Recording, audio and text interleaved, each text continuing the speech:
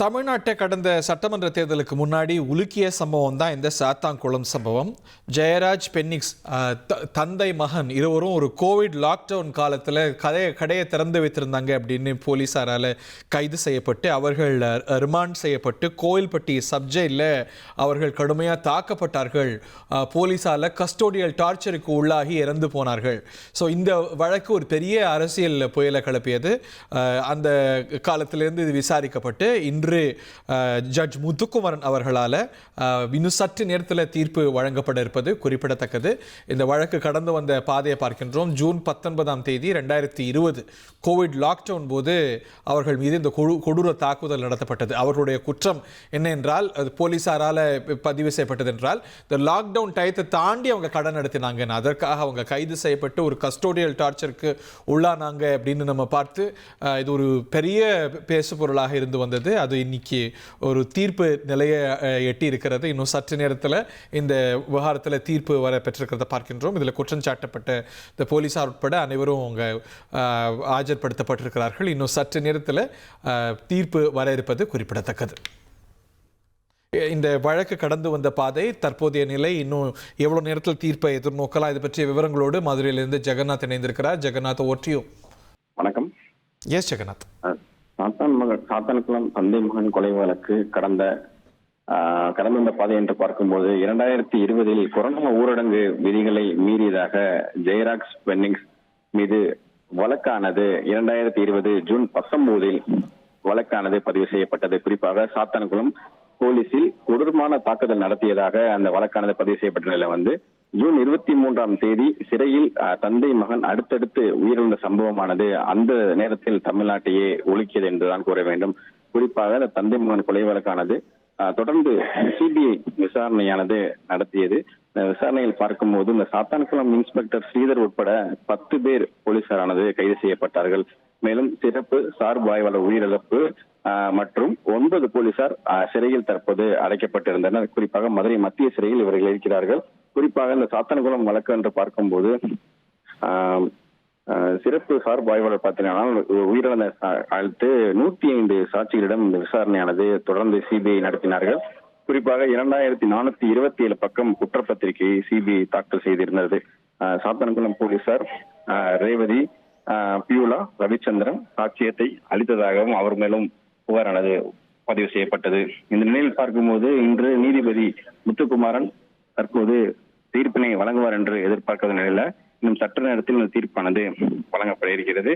குறிப்பாக இந்த நேரத்தில் பார்க்கும்போது சாத்தான்குளம் குற்றப்பத்திரிகை அந்த ஆய்வாளர் ஸ்ரீதர், உதவி ஆய்வாளர் பாலகிருஷ்ணன், ரகு கணேஷ், தலைமை காவலர் முருகன், காவலர் முத்துராஜா, செல்லத்துறை, ஆமஸ் பிரான்சிஸ், வெயில் முத்து உள்ளிட்ட 9 பேர் தற்போது மதுரை மாவட்டம் நீதிமன்றத்திற்கு ஆஜர்படுத்த சிறை காவலர்களால் தற்போது அழைத்து வரப்பட்டிருக்கிறார்கள். இன்னும் சற்று நேரத்தில் இந்த தீர்ப்பானது வழங்கி இருக்கிறது. இந்த தீர்ப்பு தற்போது தமிழ்நாடு முழுவதும் இல்லாமல் இந்தியா முழுவதும் தீர்ப்பை உற்று நோக்கி காத்துக் கொண்டிருக்கிறது என்பது குறிப்பிடத்தக்கது. இதை நடத்தியது சிபிஐ இல்லையா? இப்போ நீதிமன்றத்துக்கு போச்சு, அரசு அதை சிபிஐக்கு மாற்றியது. இது ஒரு ப்ராசிக்யூட்டிங் ஏஜென்சியா சிபிஐ தான் இந்த வழக்கு நடத்தியிருக்கு இல்லையா? நிச்சயமாக இந்த வழக்கானது பார்த்தோம்னால் குறிப்பாக சிபிஐக்கு வழக்கை மாற்றிய பின்பு சிபிஐ தான் பல்வேறு கோணத்தில் விசாரணையானது மேற்கொள்ளப்பட்டது. குறிப்பாக இந்த தீர்ப்பை மாவட்ட நீதிமன்றம் கூடுதல் நீதிபதி முத்துக்குமாரன் வழங்க இருக்கும் நிலையில இந்த தீர்ப்பானது பார்த்தீங்கன்னா தீர்ப்புக்கு முன்பே சிபிஐ 2000க்கும் மேற்பட்ட பக்கங்கள்ல இந்த தாக்கல் செய்திருக்கிறார்கள். இதன் தொடர்ந்து பல்வேறு வகையான சாட்சிகள் விசாரணையானது மேற்கொள்ளப்பட்டிருக்கிறது. கிட்டத்தட்ட 100க்கும் மேற்பட்ட சாட்சிகளை விசாரணைக்காக அழைத்து சிபிஐ அலுவலகத்தில் பல்வேறு கோணத்தில் விசாரணையானது மேற்கொண்டார்கள். இந்த நிலையில் தான் தற்போது இந்த சாட்சியானது விசாரணைக்கு பின்பு சிபிஐ குற்றப்பத்திரிகையை தாக்கல் செய்திருக்கிறார்கள். அதன் அடிப்படையிலேயே தற்போது இந்த தீர்ப்பு அது இன்று வழங்க இருக்கிறது. இந்த சிபிஐ சார்ஜ் ஷீட் உடைய மையமான அம்சங்கள் என்ன? இந்த சார்ஜ் ஷீட்ல என்னெல்லாம் குற்றம் சாட்டி இருந்தாங்க அவங்க? குறிப்பாக இந்த சிபிஐ சார்ஜ் ஷீட் பார்க்கும்போது 20 என்னென்ன வகையான இந்த சிபிஐ வழக்கான விசாரிக்கும்போது பார்த்தோம்னால் அவர்கள் தாக்கல் செய்யப்பட்ட அந்த மனுக்கள் அனைத்தும் பார்த்தீர்களானால் தற்போது கோவில்பட்டி சிறையிலிருந்து அவர்கள் அடைக்கப்பட்டிருந்த தந்தை மகன் இருவரையும் பார்த்தீங்கன்னா அவர்களுக்கு காயம் ஏற்பட்டிருந்த போதிலும் மருத்துவமனையில் அனுமதிக்கப்பட்டிருந்தார்கள். மேலும் இந்த சிபிஐ வழக்கானது முதலில் பார்க்கும்போது 7வது மாதம் 2020 அன்று பார்த்தீங்கன்னா சிபிசிஐடி விசாரணையானது முதலில் நடந்தது. பின்பு பார்த்தீங்கன்னா இந்த வழக்கானது சிபிஐக்கு மாற்றப்பட்டது. இந்த சிபிசிஐடி போலீசார் வழக்கானது தொடர்ந்து விசாரணை நடத்திய போது பார்த்தீங்கன்னா இதுவரை இந்த வழக்கில் 4 நீதிபதிகள் விசாரித்திருக்கிறார்கள். தற்போது 5வது நீதிபதி இந்த வழக்கை விசாரித்து வருகிறார் என்பது தெரிய வந்திருக்கிறது.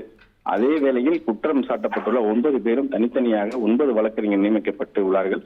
இவர்கள் மேலும் தனித்தனியாக சிபிஐ தரப்பு சாட்சிகள் உட்பட 105 பேரும் குறுக்கு விசாரணையானது மேற்கொள்ளப்பட்டது. குறிப்பாக அதனால் இந்த காலதாமதம் ஏற்பட்டதாகவும் கூறப்படுகிறது. அந்த சாத்தான்குளம் தீர்ப்பை பொறுத்த வரைக்கும் நீதித்துறையின் மீதான நம்பிக்கையும் காவல்துறையின் பொறுப்புணர்வை மீண்டும் ஒரு முறை நிலைநாட்டும் என்பதற்கு பரவலாக எதிர்பார்க்கப்படுகிறது என்பது தெரிய வந்திருக்கிறது. இந்த குற்றம் சாட்டப்பட்டவர்கள்லாம் இன்ஸ்பெக்டராக இருந்த ஸ்ரீதர், சப் இன்ஸ்பெக்டர் ரகு கணேஷ் உள்ளிட்டவர்கள் அழைத்து வரப்படக்கூடிய காட்சிகளை நம்ம பார்க்கின்றோம். சிபிஐ தன்னுடைய சார்ஜ் ஷீட்டில் கூறியிருந்தது, இவர்கள் ரொம்ப கொடூரமாக தந்தை மகன் ஜெயராஜ் பென்னிக்ஸ் இருவரும் ரொம்ப ஒரு ப்ரூட்டல் டார்ச்சருக்கு உள்ளாக்கப்பட்டார்கள். இது இந்த டார்ச்சர் மரணத்தை உருவாக்கக்கூடும் என்று தெரிந்தும் கூட இந்த டார்ச்சர் நடந்தது என்று சிபிஐ தன்னுடைய சார்ஜ் ஷீட்டில் கூறியிருந்தது. இந்த நிலையில தான் தமிழ்நாட்டை உலுக்கிய இந்த தந்தை மகன் கொலை வழக்கில், கஸ்டோடியல் டார்ச்சர் வழக்கில் இன்னும் சற்று நேரத்தில் தீர்ப்பு வர இருக்கிறது. இனி செல்லும் இடமெல்லாம் செய்தி. தந்தை டிவியின் வாட்ஸ்அப் சேனலை ஃபாலோ பண்ணினா செல்ல இருக்கும் இடமெல்லாம் செய்தி. இதோ QR கோட் இப்பவே ஸ்கேன் பண்ணுங்க, ஃபாலோ பண்ணுங்க.